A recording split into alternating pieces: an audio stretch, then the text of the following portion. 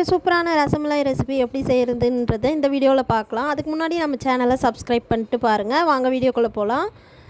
அதுக்கு பேன் எடுத்து திக்கான பாலை காய்ச்சி அதில் லெமன் ஸ்வீஸ் பண்ணி வடிகட்டி எடுத்து வச்சுக்கோங்க. நல்ல தண்ணி கொஞ்சம் ஊற்றி அதை நல்லா வடிகட்டி டைட்டாக புழிஞ்சு எடுத்து வச்சுருங்க. பாகு ரெடி பண்ணுறதுக்கு கடாயில் சர்க்கரை ஆட் பண்ணி கொஞ்சமாக தண்ணி ஊற்றி ஏலக்காய் தூள் போட்டு அதை காய்ச்சி எடுத்து வச்சிடலாம்.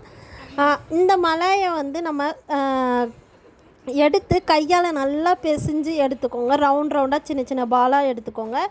அந்த பால் எடுத்ததுக்கப்புறம் கையில் கொஞ்சம் அமுக்கி விட்டிங்கன்னா இந்த ஷேப்புக்கு வரும். அந்த ஷேப் என்னடா இப்படி இருக்குதுன்னு கேட்காதீங்க.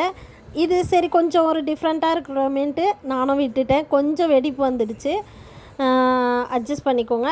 அதை அந்த ஜீராவில் போட்டு எடுத்து பால் நம்ம ரெடி பண்ணிடலாம். திக்கான பால் எடுத்து அதில் கொஞ்சம் குங்குமப்பூ இல்லாதவங்க நீங்கள் மஞ்சத்தூள் ஆட் பண்ணி சர்க்கரை ஆட் பண்ணி திக்காக காய்ச்சி எடுத்து வச்சுக்கோங்க. இந்த மலாயை எடுத்து அதில் வச்சு தட்டில் ஊற்றி வச்சிங்கன்னா சூப்பரான ரசமலாய் ரெடி.